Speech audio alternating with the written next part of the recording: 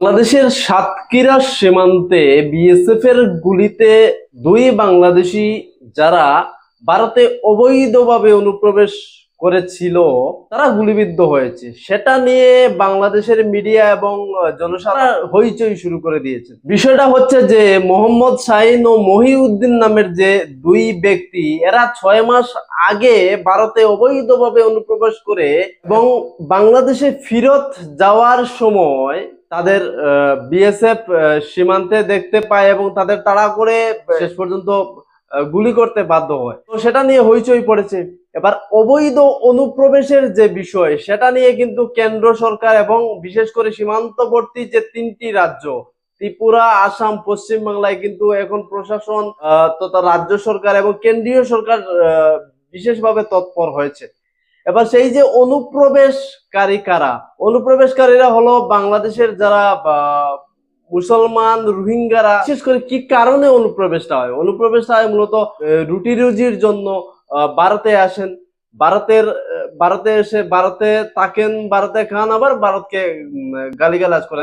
অবৈধ অনুপ্রবেশকারীদের কিন্তু ভারতে জায়গা দেওয়া হবে না। কেন্দ্রীয় সরকার এবং ভারতের প্রতিটা রাজ্য সরকার কিন্তু এটা স্পষ্টত বলে দিয়েছে এবং অবৈধ অনুপ্রবেশকারীদের বিরুদ্ধে কিন্তু সাঁড়াশি অভিযান চলছে ভারতের বিভিন্ন রাজ্যে। এবং পশ্চিমবাংলার যে বিশেষ করে হাকিমপুর সীমান্তে যে অবৈধ অনুপ্রবেশকারীরা জড়ো হয়েছেন বাংলাদেশে যাওয়ার জন্য, নথিপত্র যাচাই হচ্ছে তাদের। কিন্তু বিষয় হলো যে 2800-র উপরে মামলা কিন্তু ঝুলন্ত অবস্থায় ভারত সরকারের তরফ থেকে সেই মামলাগুলি বাংলাদেশ সরকারের কাছে পাঠানো হয়েছে যে এরা বাংলাদেশি নাগরিক কিনা যাচাই বাছাইয়ের জন্য। কিন্তু অনেকগুলি মামলা প্রায় 5 বছর হয়ে গেছে, বাংলাদেশ সরকারের কোনো হেলদুল নেই।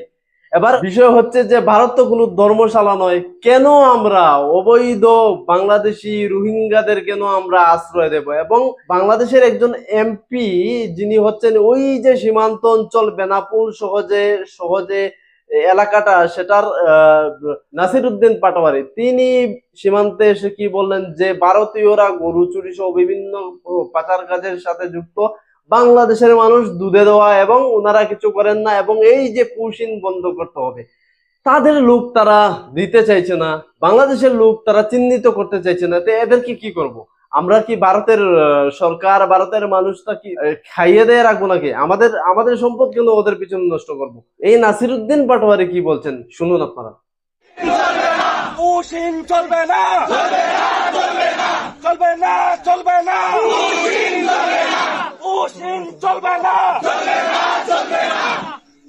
সীমান্তে কোনো মানুষ গরু চোরা চালান করে না, এগুলা ভারতীয়রা করে। যারা বাংলাদেশকে মানুষকে এই ধরনের অপবাদ দিতে চায়, ওরা ভারতীয় বয়ান দিচ্ছে আমাদেরকে। স্বরাষ্ট্রমন্ত্রী বলেছিলেন যে বাংলাদেশের এখানে নাকি অনেকে অবৈধ ব্যবসার সাথে জড়িত, এই জন্য হলো তাদেরকে হত্যা করলে কিলিং হবে না। সব মিলিয়ে যে ভারত বাংলা সীমান্তে উত্তেজনা বিরাজ করছে। ছবি আপনাদের দেখাবো যে বাংলাদেশের যে বর্ডার গার্ড রয়েছে তারা দেখুন কিভাবে যুদ্ধংদেহী মনোভাবে রয়েছে। ভারতের শক্তি আর বাংলাদেশের শক্তি, মানে ওরা কি ভাবে নিজেদের জানি না। তবে বিষয়টা হচ্ছে এই যে সীমান্ত উত্তেজনা, তার মধ্যে কিন্তু অমিত শাহ ত্রিপুরায় আসছেন এবং আগামীকাল উনার বিভিন্ন সীমান্ত এলাকায় সফর রয়েছে। ধন্যবাদ আমাদের সাথে থাকার জন্য।